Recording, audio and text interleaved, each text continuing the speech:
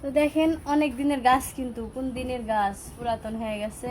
আর ডুব দেখেন খালি এত পরিমাণ লক লক করতে। আর অনেকদিন পরে আমি এখন তো পুয়ের শাক খাবো, আমার কিন্তু খাওয়া হয় না, অ্যালার্জি আছে, তা আরাম পাচ্ছি, তো কিছুই ভালো লাগতে না খাইতে।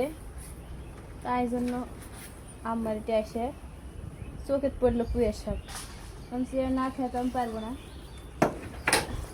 দেখেন কি লক লক করতে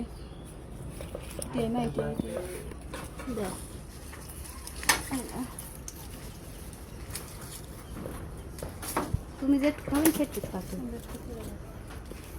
আর ওর উপর দিকে বড় বড় ঢুকা যায়নি, দিক গেছে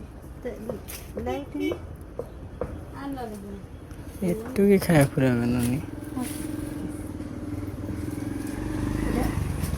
একটু খেলে হবে নি, আর আরো আছে এর উপরে মেলা দেখতে ডুব দিলে আল্লাহ ওঠে বসবো। হ্যাঁ খেয়ে থাকো। শাকগুলো কুটে নিই। তোমার আর ঝুরঝুর করে লাও, আরো গুনি গুনি করে। নতুন শাক না, খাওয়া দাওয়ার পরে আম্মা দেখেন গোসল করেছে, তারপরেও ওয়ালগুলা সুন্দর করে লাড়ে দিছিল, রোদ হয়েছিল আজকে, শুকিয়ে গেছে, তাই জন্য এখন চুলা পানি নিবে তারা। আর একটা দেওয়া লাগবে আর একটু। রোদ দেওয়া লাগবে, যেহেতু কখন বলতে কখন পানি আসবে কখন রোদ বাড়াবে বোঝাই যায় না, যে রোদ আসবে কি পানি হবে, মানে এখনই রোদ এখনই পানি।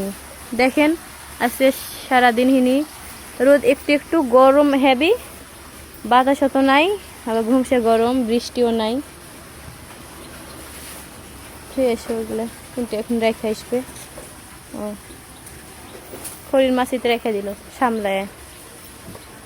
এটা কিসের গাছ লাগাচ্ছে? শাকজি হচ্ছে গেন্দার গাছ, আগে আমি গেন্দার গাছ লাগাচ্ছি এখানে। আবার গোসল করো গা, যাও। গাছ আছে।